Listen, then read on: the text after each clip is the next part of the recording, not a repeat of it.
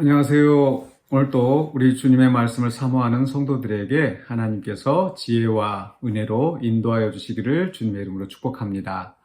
오늘 하나님의 말씀은 우리 고린도전서 4장 6절로 13절입니다. 제가 봉독하겠습니다. 형제들아, 내가 너희를 위하여 이 일에 나와 아볼로를 들어서 본을 보였으니 이는 너희로 하여금 기록된 말씀 밖으로 넘어가지 말라 한 것을 우리에게서 배워 서로 대적하여 교만한 마음을 가지지 말게 하려 함이라. 누가 너를 남달리 구별하였느냐? 네게 있는 것 중에 받지 아니한 것이 무엇이냐? 네가 받았은즉 어찌하여 받지 아니한 것 같이 자랑하느냐? 너희가 이미 배부르며 이미 풍성하며 우리 없이도 왕이 되었도다. 우리가 너희와 함께 왕 노릇하기 위하여 참으로 너희가 왕이 되기를 원하노라. 내가 생각하건대 하나님이 사도인 우리를 죽이기로 작정된 자같이 끄트머리에 두셨음에 우리는 세계 곧 천사와 사람에게 구경거리가 되었노라.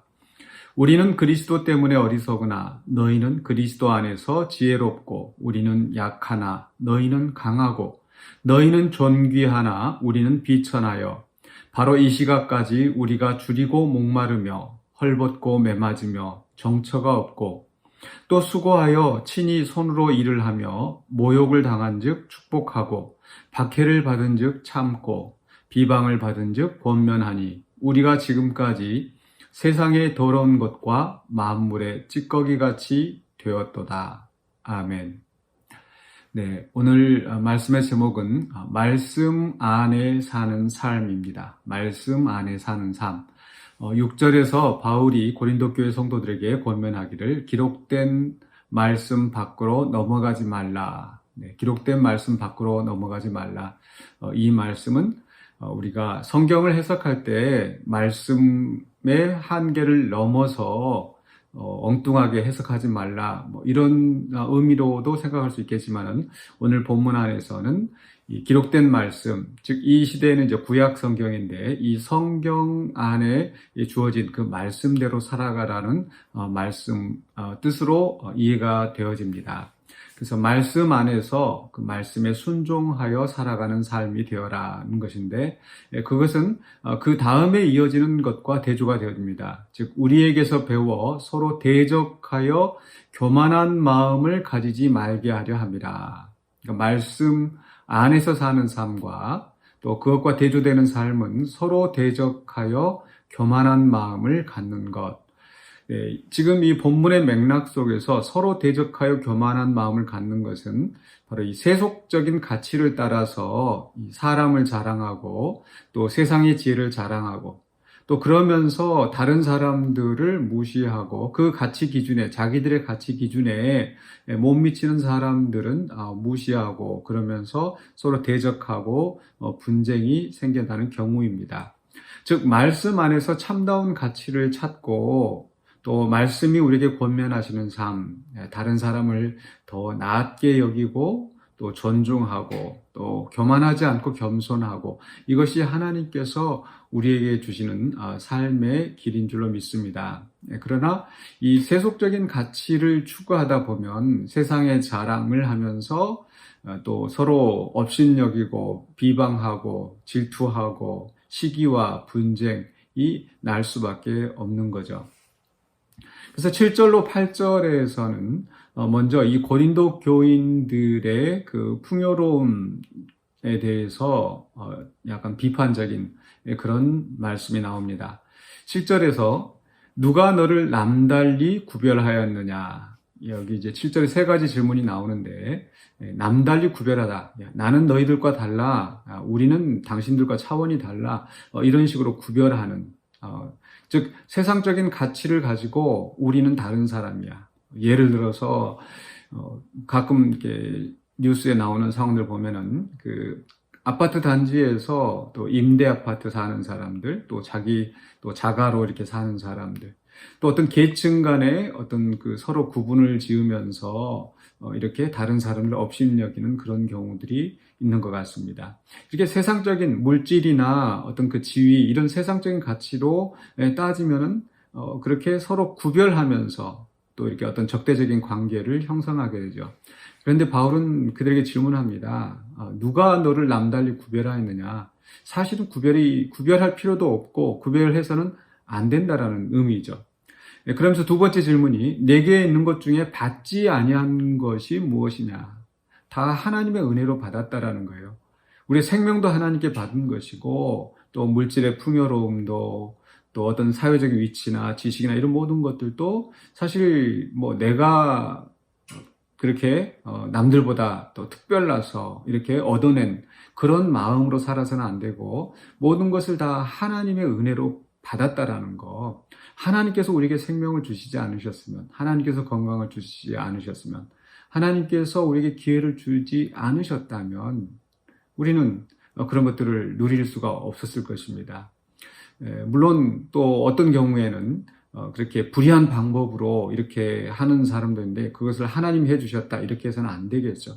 여기서 그 중요한 포인트는 자기가 남들보다 더 우월하다고 생각할 만한 것, 그것 때문에 다른 사람들을 업신여기고 구별되게 생각할 만한 것, 그렇게 생각하지 말라는 거죠. 다 우리가 하나님의 은혜로 받았다라는 것입니다.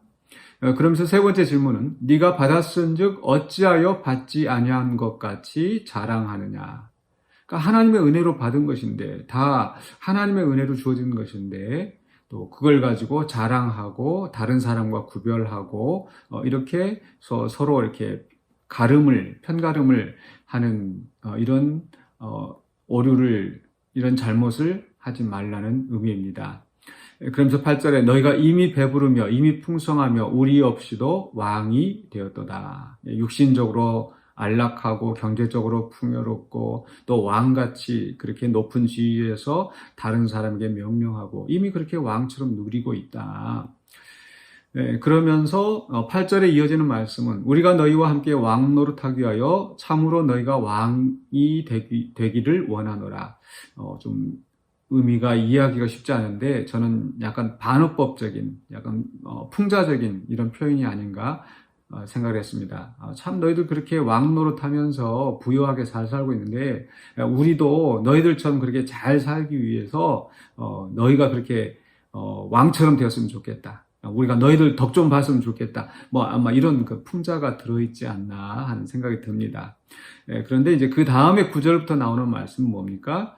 우리가 너희와 함께 왕 노릇하기 위하여 왕이 되기를 원하지만 실상은 9절에 보면 이제 실상 그 바울이나 아볼로나 그 사도들이 또 그들이 자랑하고 있는 그 사도들이 실상은 어떠한 형편에 있는가 그것을 지적하고 있는 거죠. 9절 보시면은요. 내가 생각하건대 하나님이 사도인 우리를 죽이기로 작정된 자 같이 끄트머리에 두셨음에 우리는 세계 곧 천사와 사람에게 구경거리가 되었노라. 바로 앞에서 그 고린도 교인들 풍성하고 부유하고 강하고 지혜롭고 사람들에게 추앙받고 이런 모습과 아주 반대가 되는 거죠. 끄트머리에 두셨다라는 것은 마치 이렇게 전쟁에서 승리한 왕이 이제 돌아오면서 이제 제일 앞에 그 왕이 또 그 다음에 그 귀족들이 또 그 승리를 이루는데 공을 세웠던 그러한 사람들. 그게 쭉 행렬이 들어오겠죠. 맨 마지막에는 이 포로들을 데려다가 뭐 사형을 시킨다든지 이게 맨 끄트머리에 오는 사람들은 참 비참한 또 부끄러움을 당하는 구경거리가 되는 사람들에게 조롱거리가 되는 그런 사람들이 맨 끄트머리에 옵니다. 그런데 이 사도인 바울이나 아볼로나 또 베드로나 그 사도들이 이렇게 끄트머리에서 사람들에게 박해와 조롱거리가 되었다라는 거죠. 그러면서 10절에서 우리는 그리스도 때문에 어리석으나 너희는 그리스도 안에서 지혜롭고 우리는 약하나 너희는 강하고 너희는 존귀하나 우리는 비천하여 바로 이 시각까지 우리가 줄이고 목마르며 헐벗고 매맞으며 정처가 없고 또 수고하여 친히 손으로 일을 하며 모욕을 당한 즉 축복하고 박해를 받은 즉 참고 비방을 받은 즉 권면하니 우리가 지금까지 세상에 더러운 것과 만물의 찌꺼기같이 되었도다. 세상에 더러운 것, 만물의 찌꺼기. 사람들이 참 눈을 돌리고 외면할 만한 그런 더러운 찌꺼기같이, 쓰레기같이 되었다라는 거죠. 그리고 하나님께서 사도인 우리들을 그렇게 두셨다라는 것. 이런 부분들이 이 지금 고린도 교인들이 누리고 있는 풍성함과 대조가 되고 있는 거죠. 결국 세상적인 가치에 의하면 이 고린도 교인들은 참 하나님의 복을 받은 사람이고 인정을 받고 성공했으니까, 부유하니까. 그러면 사도들은 그렇게 사람들의 구경거리가 되고 끄트머리가 되고 박해를 받고 조롱을 받고 비방을 받고 그러면 하나님께 버림받은 자들인가? 그렇지 않다라는 겁니다. 결국 고린도 교인들이 누리고 있는 것들도 하나님의 은혜로 받은 것이기 때문에 그들이 자랑할 것도 없고 또 사도들과 같이 이렇게 비참한 지경의 형편에 있다 할지라도 또 하나님께서 사도들을 또 뜻하신 바가 있으셔서 그런 자리에 두셨기 때문에 이렇게 낮은 자리에 있다 하더라도 부끄러워할 이유도 없고 또 다른 사람들이 또 신자들이 그들을 조롱하거나 업신여기면 안 된다라는 겁니다. 그런데 우리는 자꾸 어떤 세속적인 가치에 의해서 사람들을 평가하고 편을 만들고 그렇게 또 시기와 분쟁을 일삼는다는 거. 그런데 성경이 말씀하시는 말씀 안에서 사는 삶은 이러한 세상적인 가치가 아니라 정말 하나님이 원하시는 삶이 무엇인가. 또 때로 하나님께서 우리에게 주신 그 사명 때문에 우리는 약한 데 처할 수 있고 박해를 당할 수도 있고 가난한 가운데 우리가 살 수도 있다는 겁니다. 그렇기 때문에 우리가 무엇을 하든지 이런 세상적인 가치에 흔들리는 것이 아니라 하나님의 관점에서 하나님의 말씀 안에서 살아가는 것이 중요하다는 겁니다. 우리가 이걸 잊어버리면 말씀 밖으로 벗어나면 세상적인 가치에 따라가면 우리는 결국 다른 사람을 또 대적하고 또 분쟁을 일삼는 그런 미숙한 신자로 남게 되는 것입니다.